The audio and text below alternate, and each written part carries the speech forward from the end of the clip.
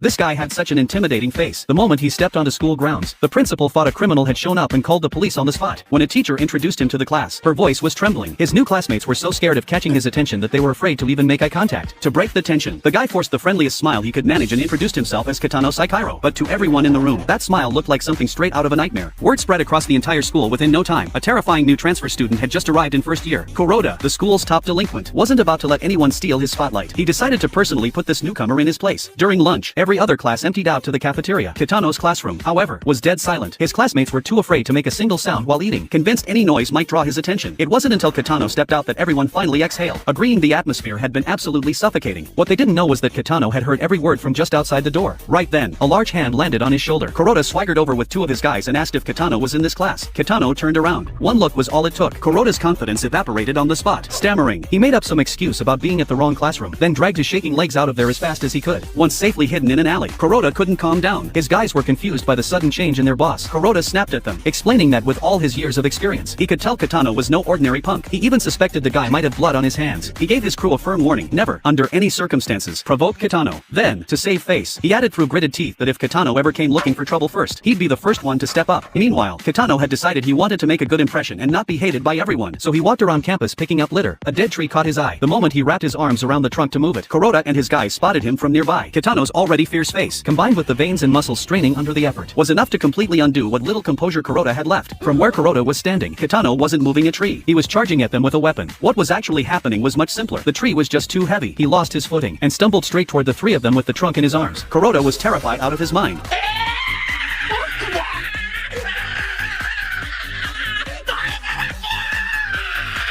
After the crash, Kitano braced himself for a beating. Instead, he heard Kuroda sobbing and begging for mercy. Just like that, Kitano somehow became the top dog at Basora High. His classmates were even more scared of him than before. Teachers wouldn't even look his way during class. But in reality, Kitano was just sitting there quietly, taking notes. Around the same time, just as Kuroda was quietly relieved to have dodged disaster, a guy with bleached yellow hair showed up. He had been suspended on the first day of school for beating up a teacher, and now that he was back, he was ready to take on the school's top delinquent. Kuroda happened to be in just the right mood to take his frustration out on someone. He called his crew, and they all moved in together. Yuji put every single one of them on the ground. He was about to declare himself the new top dog when someone told him the current one was a guy named Kitano. Yuji decided he needed to meet this person right away. He walked into Kitano's classroom radiating pure menace and dropped himself into Kitano's seat. The whole class held their breath. Then Kitano walked in. He noticed his seat was taken and was still debating whether to say something when Yuji looked up and their eyes met. Yuji immediately froze, completely at a loss for words.